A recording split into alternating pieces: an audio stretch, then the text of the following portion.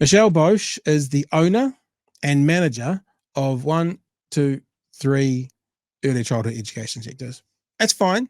You're allowed to be a business owner, not poo-pooing on you, but you're a business owner who is also a lobbyist and is happy that people are going to be able to be paid less in your business. Peekaboo is part of her group, and Lakeview Kindy. I'm going to go to the ERO reports for these two places. We're not going to pass opinion. I'm just going to read you a couple of comments from the ERO reports for these kindergartens.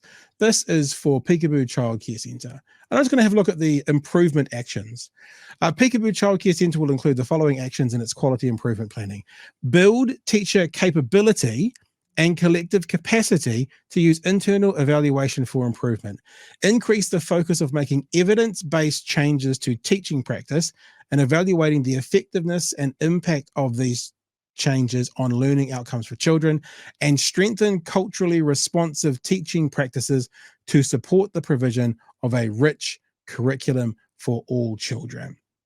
No commentary needed. This is just the one of her. The other one that she owns, I think with her husband as well, which is the Lakeview Private Kindergarten, their area of improvements from ERO are to ensure the learning outcomes of Te Whairiki, the early childhood curriculum, are more visible in documented assessment, planning and evaluation of children's learning, and to build leaders and teachers' knowledge of how to do and use internal evaluation process to identify progress that relates to the service's value learning outcomes for children. Now, we're not passing comment on those, but I can say to you, Chewy, that from seeing a lot of ERO reports through my time, what these things typically seem to be saying are your teachers need to be better at using the skills of being a teacher. One could draw the conclusion then that maybe the teachers that they're already using aren't the best qualified because they don't know the system of evaluations very well. And that's the person in that story representing the for-profit education sector who was pretty darn stoked that now finally we can pay relief teachers less and they don't have to be qualified. I'm finished my story now, Chewy. It's over to you. Maybe that some of the she made reference to the silliness that she has to deal with. Maybe those ERO reports are one of the things that she finds silly. Maybe. Look, I've got a couple of close friends that are involved in the early childhood sector, not in the, I guess, for-profit things. But, you know, when they're talking about bringing in cheaper, less qualified relievers, I just want to bring out that these early childhood teachers are not fucking creaming it. They're not making the big bucks. Yeah.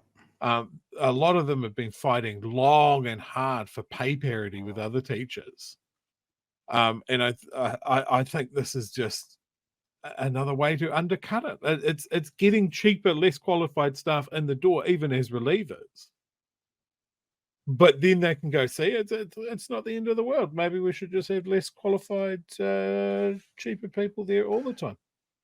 Well, I think as well, and maybe we should go and play this bit of the story as well. I think what one of the concerns is that, you know, they would stop using as many full-time teachers and just start using relievers all the time and then paying them less. I'm pretty sure that was one of the situations. And then obviously, I think her name is Michelle Bosch, isn't it? Said, oh, no, that's not going to happen. Let's just have a listen to this bit. I haven't queued it up properly, but have a listen. Experienced teachers who have gone relieving will just throw up their arms and say, right, I'm off to Australia. She says centres might reduce their permanent staff level and hire more relievers to save money. If we don't have a stable, highly qualified workforce, what kind of quality are we giving to these children, you know, who are often in centres, you know, for 8-10 hours a day? I'd be very, very surprised that centres would do that deliberately just to save costs. So one of the groups, the ones that aren't representing the for-profit, are saying what's going to happen. The concern is, now this is passed, there'll be fewer permanent full-time staff and there'll be more relievers. Then the spokesperson, the president of the lobby group for profit ECE says, no, I can't imagine people would do that. I mean, even before you told me all of that stuff behind her background and who she represents and that it is literally a self-serving statement to the media with absolutely no context being given to the viewers, that comment of like, I don't think that this industry would want to cut costs is just such a laughable comment. Like any business out there, if they can cut costs and fatten their profit margin, they're absolutely going to do it. Yeah. They're absolutely going to do it. And can I just join two things here? We've spoken a little bit about elderly people and spending all of their money on rest homes and extortionate rent, and now we're talking about people making money off our fucking children. That someone is clipping the tickets at both the start and the end of the life cycle now. Yeah. And it is because our society has changed so dramatically. People didn't need to put their kids into daycare for fucking hours and hours and hours, because we didn't used to need two incomes to pay your mortgage and to buy groceries.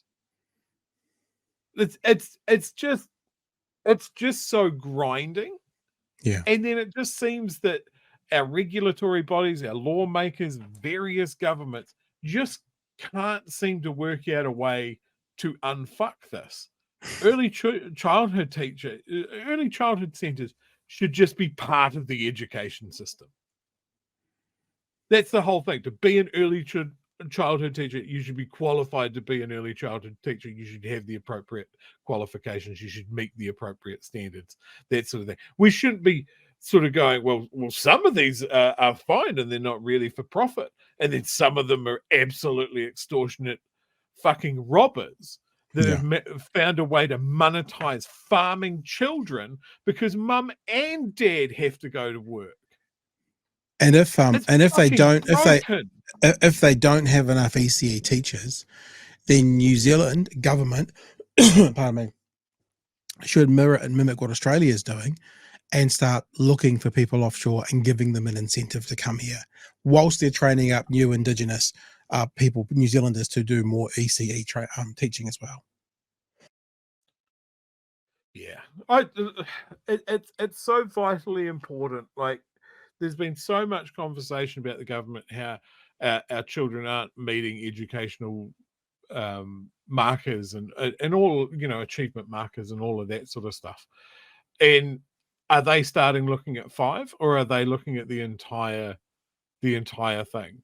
Because it seems like we have very much two different types of early childhood centers with very different mindsets about what they're there to do.